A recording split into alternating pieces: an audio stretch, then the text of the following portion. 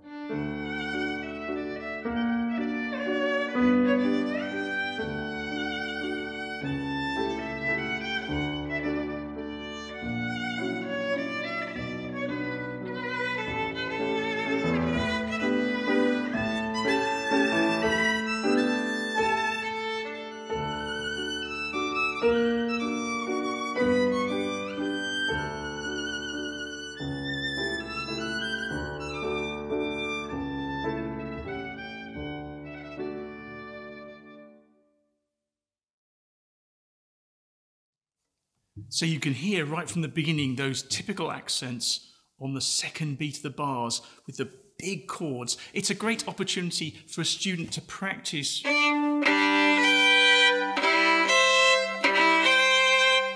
these big 4-note chords across the strings and seeing how they want to split those, whether it's 2 notes and 2 notes or arpeggiated right the way across. This opening contrasts with a lovely second section where they can really work on the expressive sound that they can make, with some quite tricky shifts that are worth practicing slowly. I'm going to talk about a few other small, specific technical challenges in this piece. Just after the excerpt that you just heard, we have some trills, and the trills are double stops with open strings.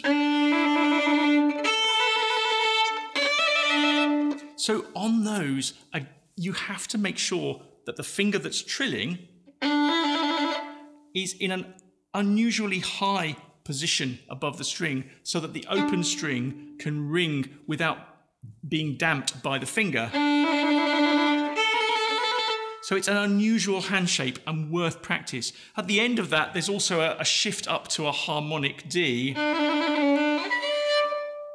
there, which again is just taking the student to a point where they have to practice just slowly getting there, lifting the bow and the finger off at the same time so that that note rings beautifully. A few bars further on in the piece from those trills, we have a section where there's a big leap up the D string because there's an open G string with it. This brings its own little technical problems. When you play on any single string, in this case the D string, but you play the open G string with it, the fact that your finger is pushing down on the string here means that the level between that and the open string is different. The further you go up here, the less that difference is apparent. And so, again, if you're doing that sort of thing, an open string with a stopped string, you need to be quite near to the bridge to avoid problems of the different levels.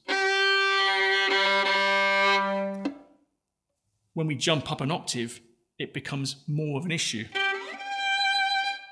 Because when I'm there, there's a big difference between the height of that string and the height of the open strings on either side. And if my bow is too far away from the bridge, I don't actually touch the D string at all. I have the two strings either side of it, which is not what we want. So again, the student needs to be up towards the bridge and leaning towards the G string to get both strings speaking at once. There's one other particularly difficult moment in this piece, and it's one that might put some teachers off using it as a teaching piece or some students off playing it. There's a section of D octaves over 3 octaves and a big leap at the end up to a high fingered D octave, very high up, and it's a very, very advanced piece of writing, slightly higher in level, quite a lot higher in level than the rest of the piece. So I'm going to suggest an alternative so that for the student that can play the rest of the piece but might be put off by that particular moment in the piece, there's a way around it. So the moment happens from, and there you have to slide up a whole octave D, stopped D octave. The alternative is just to play the top D as a harmonic. So stopping the D there and just touching a 4th above to get that high D rather up there somewhere, which I haven't practiced. But that is a tricky technique. So we're going to play you that section. It's also got more double stops where you have to have open string ringing.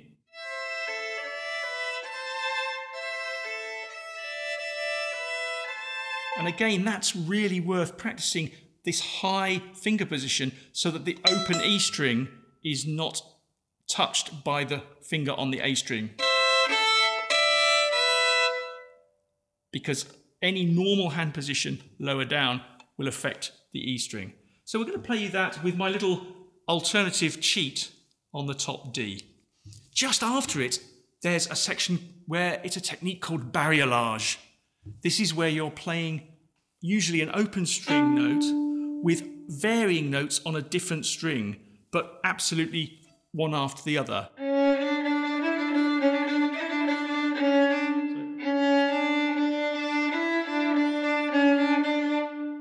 And that, again, is a very useful technique for the student to practice in terms of clean string crossing and seeing the exact distance that they need to go with the bow.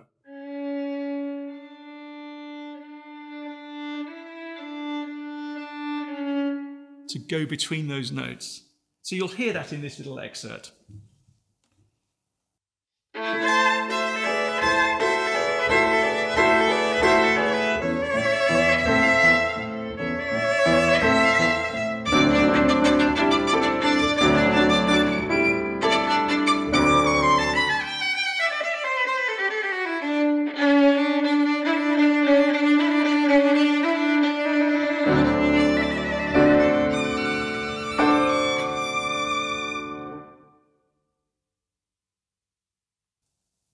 Once the students worked on that tricky section there, the music from earlier in the piece repeats again.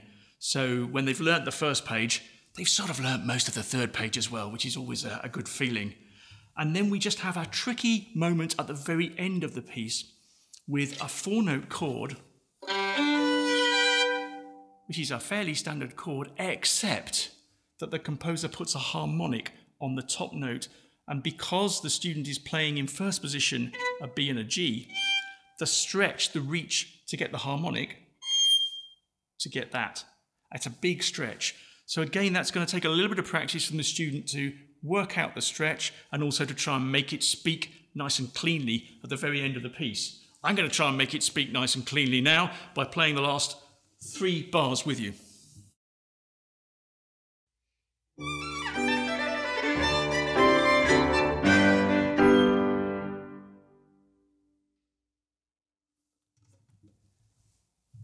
So this is a really lovely teaching piece from PWM Edition, part of their Violin Miniatures series. It's great on so many levels. It's got many, many useful techniques. It's an introduction to the idea of Mazurka as a lovely dance form. And we've mentioned the trills, the double, triple, quadruple stops, a quadruple stop with a harmonic on the top of it as well, and just the different finger patterns, the different techniques you have to use, and the legato playing as well. So, as with many of these violin miniatures, it really introduces a big range of techniques. As I mentioned at the beginning, it's maybe around the grade 6 level if we just put that little cheat in to stop it being that much harder, and well worth adding to your teaching repertoire.